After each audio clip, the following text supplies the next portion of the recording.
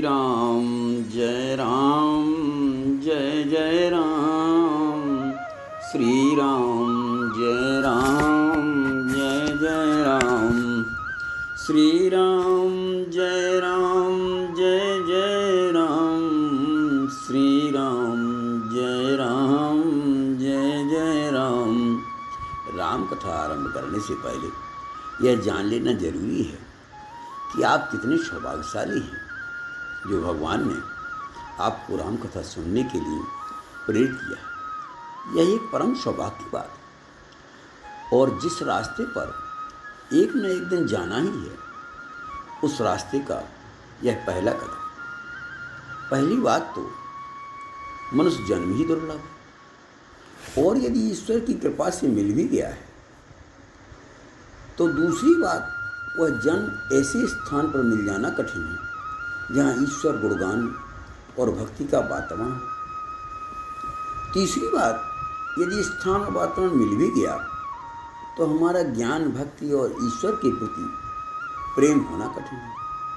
और ऐसा भी हो गया तो ईश्वर और ईश्वरीय ज्ञान में दृढ़ता होना कठिन है। गोस्वामी तुलसीदास जी ने वर्णन किया है कि ताते उमा मोक्ष नहीं पायो, दशरथ भेद भगति मन लायो।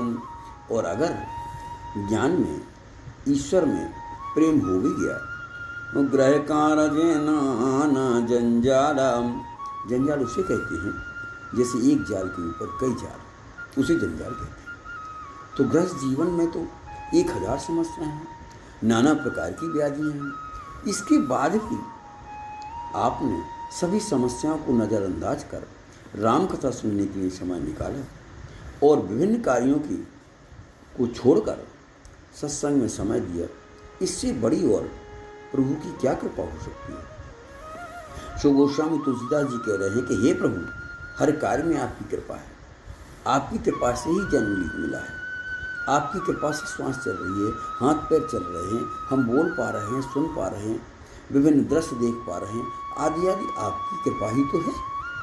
हमारा इसमें क्या श्रेय है। किंतु अब हम आपसे विनती करते हैं और क्या करते हैं कि अब प्रभु कृपा करहु यही भांति, अब प्रभु कृपा करहु यही भांति, सब तज भजन करहूँ दिन राति, सब तज भजन करहूँ दिन राति।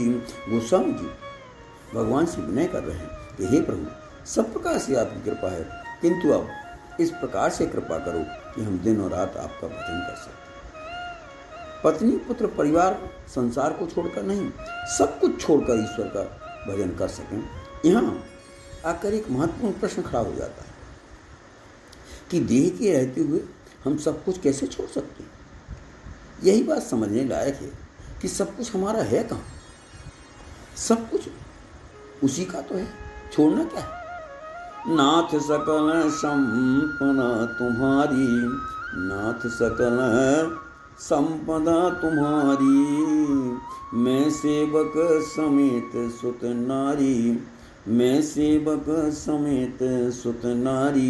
आप पैदा हुए हैं तो क्या लायक है और किसकी सत्ता से अर्जित किया है।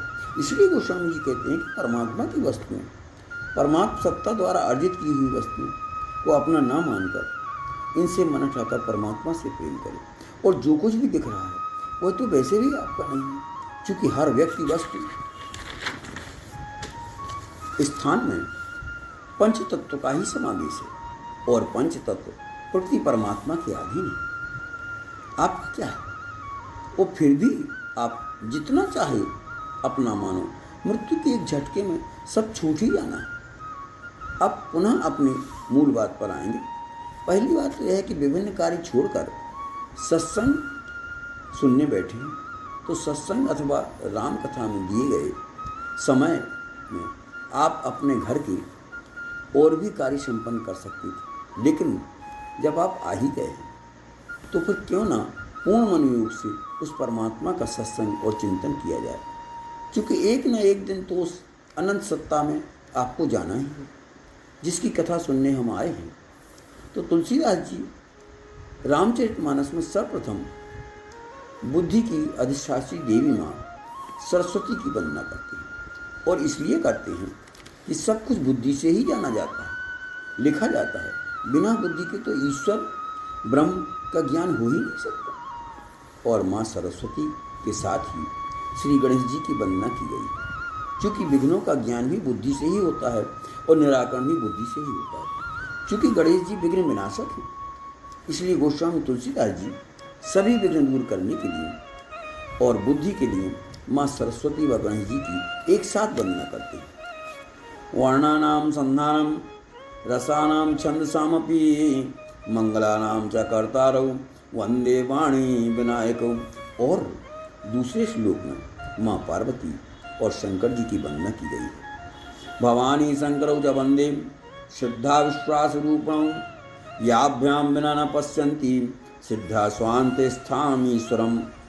श्रद्धा और विश्वास के बिना तो कुछ भी प्राप्त नहीं हो सकता है। जितने भी धार्मिक स्थल में आराधना व पूजा हो रही है, लोग उन मंदिरों में श्रद्धा और विश्वास रखकर ही तो पूजा कर अर्चना कर रहे हैं। एक पूरा परिवार पिता के विश्वास पर ही तो निर्भर करता है। एक पुत्र श्रद्धा के आधार पर माता पिता की सेवा कर रहा होता है। आप एक साधारण से लोहे के ताले पर विश्वास करके अरबों रुपए का कारखाना छोड़कर निश्चिंत सो जाते हैं, और एक सबरी मतंग ऋषि की बात पर विश्वास करके एक लंबे समय तक इंतजार करती है। मीरा ईश्वर पर विश्वास करके जहर का सेवन कर लेती है। इसलिए गोस्वामी तुलसीदास जी अपनी श्रद्धा और विश्वास को कायम रखने के लिए अपनी बुद्धि और विश्वास परमात्मा में बना रहे, इस प्रकार की कृपा हेतु माँ पार्वती और शंकर जी की वंदना करते हैं। शेष आगे।